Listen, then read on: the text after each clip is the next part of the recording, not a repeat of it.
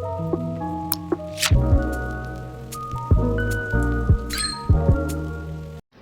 Student, तो आज का हमारा टॉपिक जो है वो है introduction and history of microbiology. ये टॉपिक जो है वो BSc nursing, DMLT, BSc MLT और competitive exam point of view से बहुत ज़्यादा इम्पॉर्टेंट एक टॉपिक है। तो चलिए स्टार्ट करते हैं। सबसे पहले है व्हाट इज़ माइक्रोबायोलॉजी। तो माइक्रोबायोलॉजी है स्टडी ऑफ माइक्रो ऑर्गेनिज्म, जिनको हम माइक्रोस्कोप की हेल्प से विजुलाइज कर सकते हैं, जिसमें एग्जाम्पल है bacteria, viruses, fungi, protozoa, algae. Daily life के एग्जाम्पल से अगर हम समझना चाहें तो जो योगर्ट होता है उसमें बैक्टीरिया की वजह से फर्मेंट होता है, ठीक है।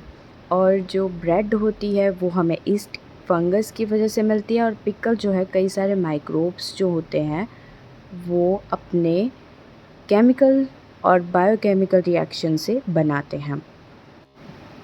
इसके बाद आता है इम्पोर्टेंस ऑफ माइक्रोबायोलॉजी। बहुत सारी इम्पोर्टेंस है माइक्रोबायोलॉजी की। फ्यू पॉइंट्स जो हैं वो यहाँ पर मेंशन किए गए हैं।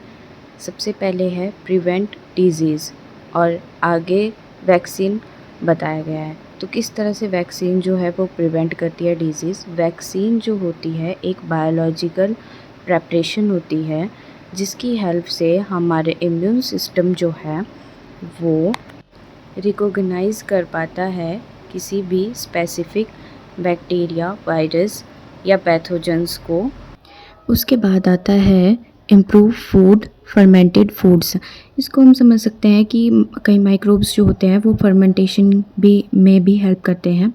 जो फर्मेंटेशन होती है वो एक मेटाबॉलिक प्रोसेस होती है, जिसमें कि माइक्रोब्स जैसे बैक्टीरिया, ईस्ट और मोल्ड जो होते हैं वो sugar and other organic compounds को अल्कोहल, एसिड और गैसेस में कन्वर्ट करते हैं इन दी अब्सेंस ऑफ ऑक्सीजन के अब्सेंस में करते हैं। लेकिन कई केसेस में लिमिटेड ऑक्सीजन का यूज़ होता है, बहुत कम ऑक्सीजन का यूज़ होता है।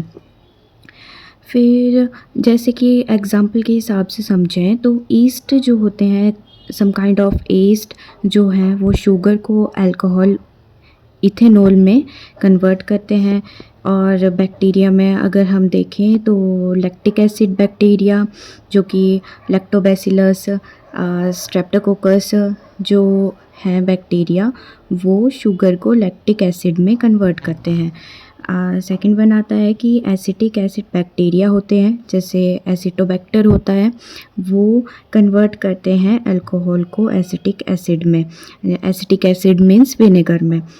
फिर कई टाइप के मोल्ड्स होते हैं, जैसे एस्परजिलस, राइजोपस, पेंसिलियम, वो ब्रेक डाउन करते हैं कॉम्प्लेक्स कंपाउंड्स को। बेनिफिट हम देखेंगे कि बेनिफिट्स क्या क्या होते हैं फर्मेंटेशन के। तो सबसे पहले ये एनहांस करता है फ्लेवर, एरोमा और टेक्सचर ऑफ फूड को, और साथ में इम्प्रूव करता है ये न्यूट्रिशन एंड डाइजेस्टिबिलिटी को। नेचुरल प्रिजर्वेशन में हेल्प करता है और इंडस्ट्रियल प्रोडक्ट प्रोड्यूस करता है, जैसे for example antibiotics, organic acid, biofuels, enzymes etcetera. और इसके साथ माइक्रोब्स जो होते हैं वो एंटीबायोटिक्स एंड ड्रग को की डेवलपमेंट में भी हेल्प करते हैं। एंटीबायोटिक्स प्रोडक्शन, जैसे फॉर एग्जांपल पेंसिलिन जो है वो पेंसिलियम फंगस से ली गई है, एक्सट्रैक्ट की गई है। और इसके साथ साथ help in discovering new anti microbial for the resistant pathogens. और वैक्सीन प्रोडक्शन में ये आता है कि डिफरेंट टाइप ऑफ वैक्सीन है, प्रोडक्शन है जो कि माइक्रोबायोलॉजी से ली गई है, जैसे लाइव एटेन्यूएटेड वैक्सीन जो होती है, जिसमें वीकेंड फॉर्म ऑफ माइक्रोब्स का यूज़ किया जाता है और बॉडी में इंजेक्ट करके इम्यूनिटी को बनाया जाता है।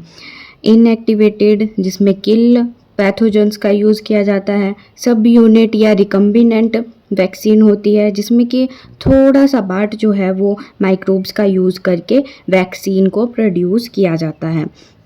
और सबसे लेटेस्ट जो आई है वो है mRNA वैक्सीन है, जिसमें जेनेटिक कोड ऑफ वायरस को इंजेक्ट किया जाता है बॉडी के अंदर और मेक अ वायरल प्रोटीन, और साथ में फिर वो इम्यूनिटी डेवलप करने में हेल्प करते हैं। अनदर डिफरेंट जो फील्ड्स हैं जैसे कि बायोटेक्नोलॉजी, एग्रीकल्चर और फार्मा जैसी फील्ड में भी माइक्रोबायोलॉजी का बहुत इम्पोर्टेंट रोल आता है। बायोटेक्नोलॉजी में genetic engineering, recombinant DNA technology और bio remediation and waste treatment, साथ में बायोप्लास्टिक एंड बायोफ्यूल्स और क्रिस्पर टेक्नोलॉजी जो है वो माइक्रोबायोलॉजी से ही ली गई है बायोटेक्नोलॉजी में। और एग्रीकल्चर में आता है जैसे bio fertiliser production, bio pesticide production और सॉइल हेल्थ को भी इम्प्रूव किया जाता है माइक्रोब से। फार्मा में जैसे हमने ऊपर ही पढ़ा है, एंटीबायोटिक्स, वैक्सीन्स और एंजाइम, इंसुलिन जैसी प्रोडक्शन में भी माइक्रोबायोलॉजी जो है वो फार्मा में भी इम्पॉर्टेंट रोल प्ले करता है।